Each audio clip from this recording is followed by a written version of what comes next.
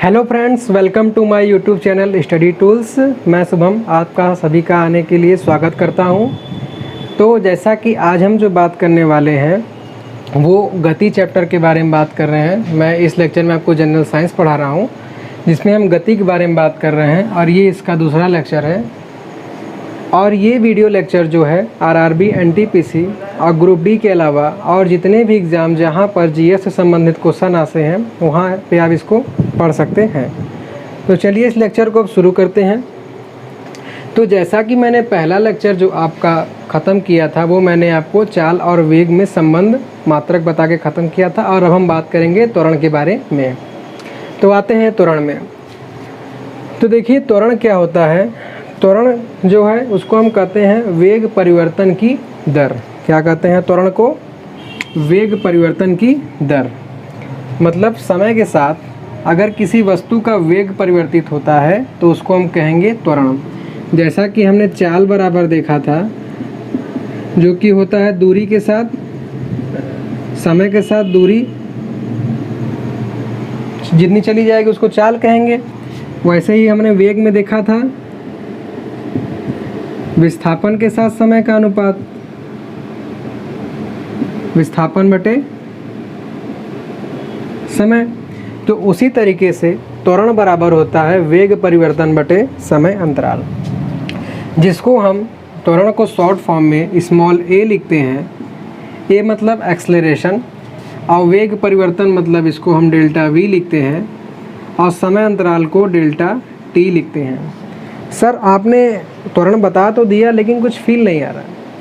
त्वरण का मतलब ये हुआ जैसा कि आपने गाड़ी वगैरह मोटरसाइकिल चलाया होगा तो आपने देखा होगा कि जो हम घुमाते हैं उसको हम कहते हैं एक्सेलरेटर। एक्सेलरेटर में उसका शुरू का अक्षर क्या रहता है? स्मॉल a रहता है। तो उसी a को जो है यहाँ पे त्वरण कहते हैं और वही एक्सेलरेटर को ही हिंदी में त्वरण कहा जाता है। तो ये तो बात हो गई फॉर्मूले की। अब उसके बाद अगर हम इसके मात्रक की बात करें तो जैसा कि हम जानते हैं कि हमने जब वेग निकाला था तो वेग का होता क्या है? विस्थापन का मात्रक होता है मीटर और समय का मात्रक होता है सेकंड। तो हम इस वेग की जगह जब रखेंगे मान तो ये हो जाएगा मीटर बटे में सेकंड। लेकिन इस पूरे के बटे समय अंतराल है जिसका भी मात्रक क्या होगा? सेकंड होगा। तो इस हिसाब से मीटर बटे ये सेकंड यहाँ पे आ जाएगा और ये हो जाएगा सेकंड स्क्वायर, जिसको कि शॉर्ट में हम लिखते हैं मीटर प्रति सेकंड स्क्वायर। या हिंदी की बात करें तो हम लिख सकते हैं मीटर प्रति का सिंबल यही है सेकंड का स्क्वायर। बीमा जब मैं पढ़ाऊँगा आपको तो इसकी पूरी डायमेंशन बताऊँगा जो भी अभी तक मैंने पहला ही पढ़ाया हुआ है और इसमें भी। तो ये तो बात हो गई जो है त्वरण की जो है ये होता है त्वरण। अब मात्रक भी हमने जान लिया। अब उसके बाद इसके बारे में कुछ और बात करते हैं कि इसके कुछ हम इसको क्या कहते हैं कि उदाहरण के माध्यम समझेंगे। कि मान लीजिए जैसे कोई वस्तु है, ठीक है, या मान लीजिए जैसे यहाँ से हम बाइक से जा रहे हैं, यहाँ से बाइक से हम जा रहे हैं और इसका वेग उस समय है 16 मान लीजिए 16 मीटर प्रति सेकंड और बाइक जो है 5 सेकंड चली तो इसका वेग क्या हो गया? 20 मीटर प्रति सेकंड। ठीक है। तो अगर इसका जब हम त्वरण निकालेंगे तो त्वरण a बराबर डेल्टा v है, मतलब अंतिम वेग माइनस प्रारंभिक वेग, जिसको कि हम डेल्टा v से दिखाते हैं।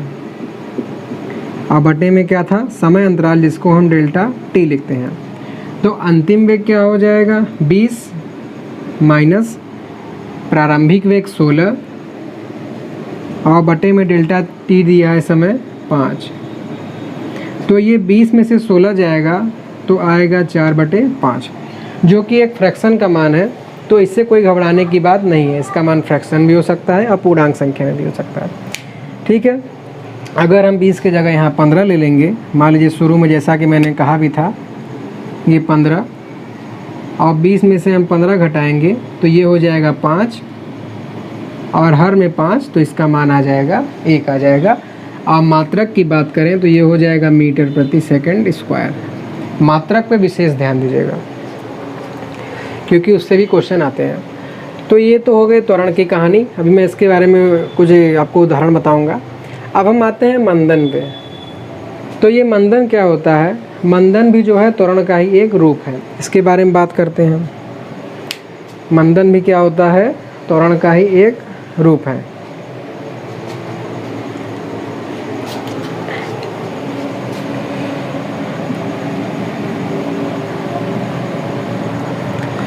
तो जैसे मान लीजिए कि अब इस स्थिति में क्या है कि जब शुरू से जब गाड़ी चली, मोटरसाइकिल चल रही है इस स्थिति में, तो यहाँ पर जो वेग है वो है 20 मीटर प्रति सेकंड स्क्वायर। लेकिन 5 सेकंड बाद अब जो वेग हो गया वो 15 हो गया, 15 मीटर प्रति सेकंड स्क्वायर। तो इस स्थिति में जब हम त्वरण निकालेंगे तो अंतिम वेग माइनस प्रारंभिक वेग, तो अंतिम वेग है 15 माइनस प्रारंभिक है 20 और बटे में 5। तो यहाँ पर हम घटा रहे हैं तो आएगा -5 बटे 5 बराबर -1। तो इस स्थिति में a का मान आ गया -1, जबकि हमने पहला जो स्थिति यहाँ पे किया था तो a का मान 1 आया था। तो जैसा कि मैंने आपको पहले ही बताया कि मंदन जो है त्वरण का ही एक प्रकार है। मतलब जब किसी वस्तु के वेग में समय के साथ कमी आएगी, ठीक है, मतलब यहाँ पे वेग परिवर्तन में क्या हो रहा था? बढ़ रहा था। जब वस्तु का वेग बढ़ रहा था तो त्वरण बढ़ा, प्लस में आया। लेकिन जब वस्तु के वेग में जब कमी आएगी तो उसका त्वरण कम होगा और उसका मान माइनस में आएगा। तो इसी स्थिति को हम क्या कहते हैं? मंदन कहते हैं। मतलब कि अगर हम ये भी कह सकते हैं कि ऋणात्मक त्वरण, अगर त्वरण ऋणात्मक है तो ऋणात्मक त्वरण बराबर हम उसको मंदन कह सकते हैं। और सिंबल के हिसाब से दिखाएं तो इसको -a से डिनोट करते हैं। ठीक है, तो ये हो गया त्वरण और ये हो गया मंदन की पूरी जानकारी। अब उसके बाद जैसा कि मैंने आपको त्वरण के बारे में बता दिया, मंदन के बारे में बता दिया, अब इनसे मिलके जो बनता है समीकरण, जिससे कि हम किसी वस्तु की गति बताते हैं या फिर उस वस्तु की क्या दूरी उसमें चली गई है, अंतिम वेग बताते हैं, उसके बारे में बात करते हैं, जिसको कि हम कहते हैं गति का समीकरण। तो हम गति का समीकरण देखते हैं। अब बारी बारी से कैसे वो समीकरण बना है उसके बारे में समझेंगे। तो देखिए, गति के जो समीकरण होते हैं वो कुल होते हैं 3। गति के कुल 3 समीकरण हैं, जिनको आप प्रैक्टिस करते जाएंगे तो आसानी से याद हो जाएगा। जिसमें हम पहले समीकरण को हम जानते हैं वो है v बराबर u प्लस ए टी। ठीक है, पहला समीकरण क्या है? v बराबर u प्लस ए टी, जहाँ पर आप a से तो भली भांति परिचित हैं, जो कि वस्तु का क्या है कि त्वरण है। a जो है वस्तु का या जो पिंड गति कर रहा है उसका त्वरण है, और ये जो t है ये समय है। इन दोनों राशियों से आप परिचित नहीं है तो ये जो u है इसको हम वस्तु का प्रारंभिक वेग कहते हैं। मतलब जब वस्तु शुरू में जिस चाल से चलती है उसको डिनोट करने के लिए हम u का प्रयोग करते हैं, और v जो है वो वस्तु का अंतिम वेग है। मतलब कि वस्तु की लास्ट स्थिति में जो वेग रहती है उसको हम v से डिनोट करते हैं। जब आप क्वेश्चन सॉल्व करेंगे तो आप सब समझ जाएंगे। अभी मैं कराऊंगा आपको RRB में आए हुए क्वेश्चन। तो ये हो गया पहला समीकरण। अब बात ये आती है कि पहले समीकरण का यूज कहाँ करते हैं। ठीक है, तो देखिए, इसको समझने के लिए हमें क्वेश्चन मानते हैं कि मान लेते हैं किसी वस्तु का जो प्रारंभिक वेग है u बराबर दिया हुआ है 5 और इसका मात्रक हम जानते हैं कि मीटर प्रति सेकंड है। फिर समय t मान लेते हैं 2 सेकंड है। 2 सेकंड बाद क्या कर रहा है? एक समान त्वरण, एक समान त्वरण से ये गति कर रहा है। तो वस्तु का अंतिम वेग ज्ञात कीजिए। इस तरीके का क्वेश्चन आपने पहले भी लगाया होगा।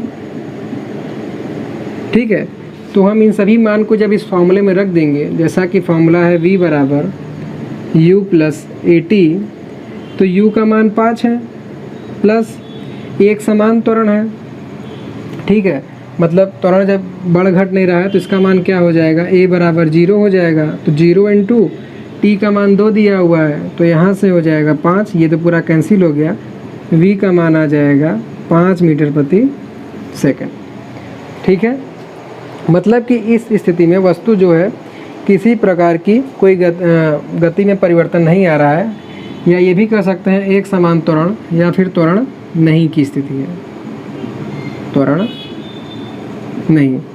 तो इससे हमें क्या पता लगा कि पहले समीकरण का प्रयोग हम कहाँ करते हैं, जब हमें किसी वस्तु का प्रारंभिक वेग ज्ञात हो, समय ज्ञात हो, और उसमें या तो वस्तु का अगर अंतिम वेग दिया होगा तो हमें त्वरण पूछेगा, या फिर अगर त्वरण दिया होगा तो अंतिम वेग पूछेगा, ठीक है। मतलब आपको क्वेश्चन जो आएगा बहुत ही सिंपल लेवल का, कक्षा 10 लेवल का ही आता है, बहुत इसमें आपको दिमाग लगाने की ज़रूरत नहीं है। बस आपको ये ध्यान रखना है कि 4 में से कोई 3 राशि का मान दिया रहेगा और चौथी राशि का मान पूछेगा। तो ये तो हो गया गति का प्रथम समीकरण। अब उसके बाद हम आते हैं गति के दूसरे समीकरण पर। तो जो गति का जो दूसरा समीकरण है वो प्रयोग किया जाता है दूरी ज्ञात करने के लिए, जिसका सूत्र होता है यस बराबर U T plus half A T square. तो जैसा कि आपने पहला समीकरण देखा तो यू का मान भी यहाँ पर वही है, प्रारंभिक वेग, स्मॉल टी जो है वो समय है, ए जो है वो त्वरण है, टी स्क्वायर भी समय है। ये जो अलग चीज़ दिख रहा है जो यस, इसको हम कहते हैं वेग, ठीक है, इसको हम वेग कहते हैं। लेकिन जैसा कि मैंने आपको इसके पहले लेक्चर में बताया है कि जब भी वस्तु एक सरल रेखा में गति करेगी तो उस स्थिति में वस्तु का चाल बराबर हो जाएगा वेग के। कहने का मतलब है कि जब सरल रेखा में गति करेगी तो उस स्थिति में हम जो वेग परिवर्तन है इसके जगह हम लिख सकते हैं कि चाल परिवर्तन। और उसी के साथ साथ इस स्थिति में जो दूरी रहती है वो विस्थापन के बराबर होती है। मैंने इसके पहले लेक्चर में सब डिटेल से बताया है, आप देख सकते हैं उसमें। तो यहाँ पर इस वेग को हम दूरी भी लिख सकते हैं, लेकिन कंडीशन है कि ये सरल रेखीय गति में जाए, गति करे। तो अगर पिंड सरल रेखीय गति में गति नहीं करेगा तो उसकी चाल को हम जो है इसमें नहीं लिख सकते। तो यहाँ तक की बात तो ये हो गई। तो कहने का मतलब है इस समीकरण का प्रयोग किस लिए करते हैं, या तो दूरी ज्ञात करना हो या तो फिर वेग ज्ञात करना हो। अब देखिए इसका मतलब ये समीकरण बना कैसे, क्योंकि दूरी ज्ञात करने के लिए आपको एक फॉर्मूला ऑलरेडी पता है जो कि होता है चाल बराबर दूरी बटे समय।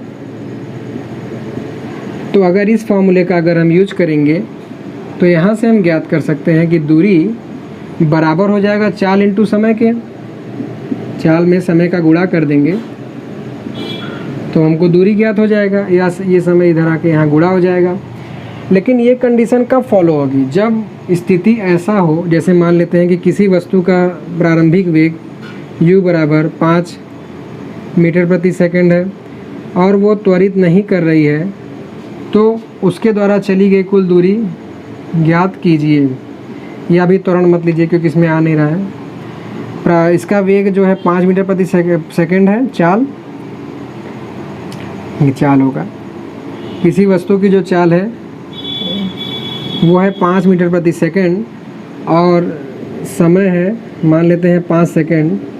तो उस स्थिति में दूरी ज्ञात कीजिए। तो इसमें हम फॉर्मूले में रखेंगे, तो चाल की जगह में रखेंगे 5 बराबर दूरी का मान हमको ज्ञात करना है और समय का मान हो गया 5। तो 5 से 5 इधर आके मल्टीप्लाई हो जाएगा और इस तरीके से दूरी बराबर आ जाएगा 25 मीटर। ये स्थिति में हम दूरी इससे भी ज्ञात कर सकते थे, तो इसको लाने की क्या ज़रूरत पड़ी। अब इसी क्वेश्चन में हम थोड़ा सा चेंज करते हैं। होगा क्या, क्योंकि रेखीय गति में चाल और वेग समान होता है, तो ये चाल बराबर 5 मीटर प्रति सेकंड ये प्रारंभिक हो गया u, मैंने जब ये चलना शुरू किया। और इस स्थिति में अगर हम त्वरण को ला देते हैं, मान लेते हैं 2 मीटर प्रति सेकंड स्क्वायर है, तो क्या इस फॉर्मूले को हम लगा पाएंगे? तो हम वस्तु का वेग नहीं ज्ञात कर पाएंगे और नहीं उसका दूरी ज्ञात कर पाएंगे कि कितना दूरी चला है। तो इसीलिए इस समीकरण को लाया गया कि जिसमें अगर हम वस्तु का प्रारंभिक वेग ज्ञात हो, समय ज्ञात हो और वो किस वेग से गति करके त्वरित हो रही है वो ज्ञात हो, तो हम उसका दूरी ज्ञात कर सकते हैं कि वस्तु कितनी दूरी चलेगी। तो इस तरीके से हम वस्तु द्वारा चली गई कुल दूरी को ज्ञात कर सकते हैं। ठीक है, अब इसी के साथ इसी का एक और सिंपल रूप आता है, तीसरा समीकरण गति का, जो इसी का बिल्कुल रूप है, जो कि है इसका वर्ग के रूप में v square is equal to u square plus 2as। ठीक है, मतलब मान लीजिए अगर आपको समय न दिया गया हो, क्योंकि इसमें समय के बारे में बात नहीं किया गया है, आपसे दूरी पूछे या फिर अंतिम वेग पूछे या प्रारंभिक वेग पूछे, तो आप इस समीकरण को लगा सकते हैं, जिसको हम गति का तीसरा समीकरण कहते हैं।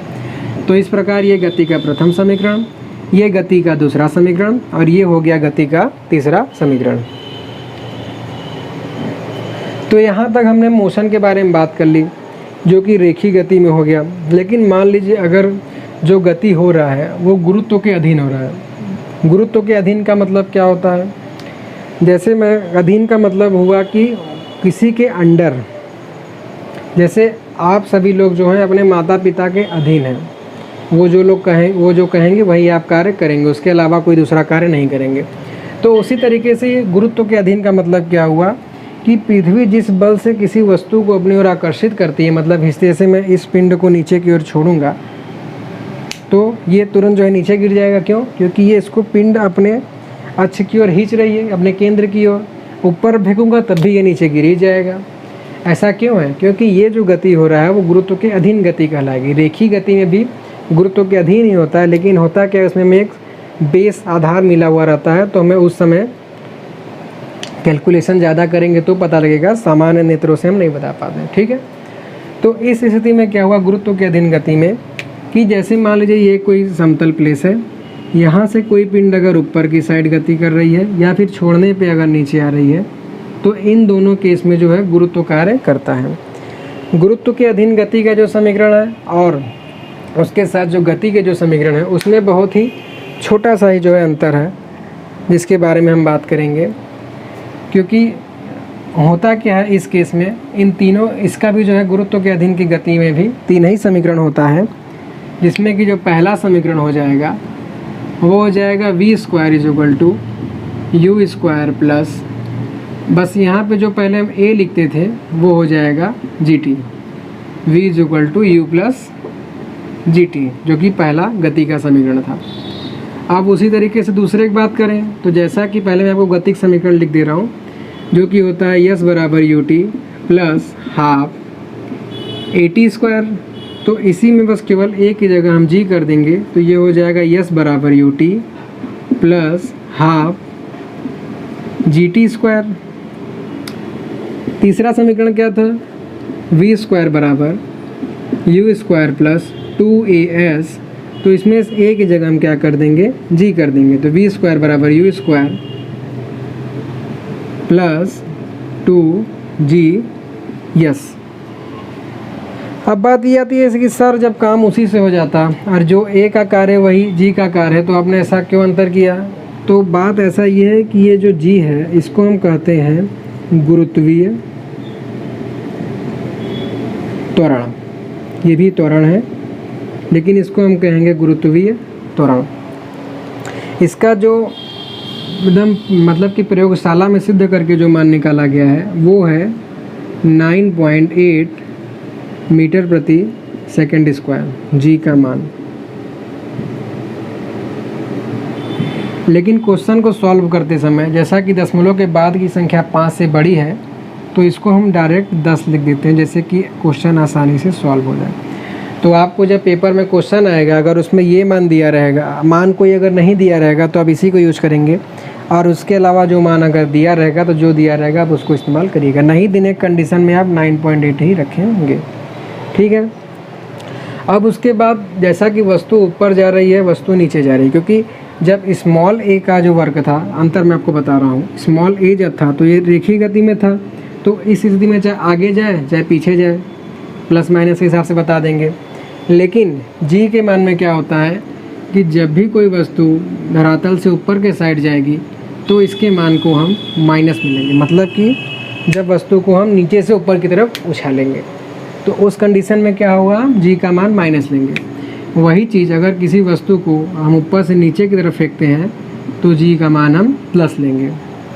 जैसा कि ये तीनों समीकरण मैंने बता दिया आपको। अगर मान लीजिए वस्तु नीचे से ऊपर जाता तो यहाँ पर इस प्लस की जगह हम माइनस लेते हैं, इस प्लस की जगह हम माइनस लेते हैं और इस प्लस की जगह हम माइनस लेते हैं।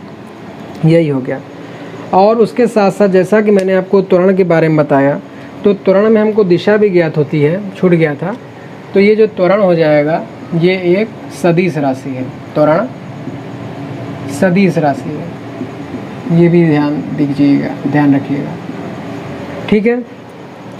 तो फ्रेंड्स, इस वीडियो लेक्चर में हम यहीं तक बात करते हैं। हमारे थ्योरेटिकल पार्ट हो गया। अब इसका जो नेक्स्ट पार्ट मैं बनाऊंगा उसमें मैं आपको सेलेक्टेड टाइप के जो क्वेश्चन आते हैं एक एक चीज़ पे, कि किस तरीके से क्वेश्चन इन पे बनेंगे, उन सभी का मैं आपको एक एक क्वेश्चन करा दूंगा।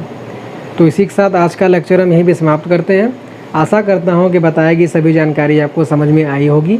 तो प्लीज़ वीडियो को लाइक, शेयर और कमेंट करके अपने बहुमूल्य सुझाव हमको ज़रूर बताइएगा, जिससे कि हम आपको और इससे अच्छा से अच्छा कंटेंट प्रदान कर सकें। So thanks for watching.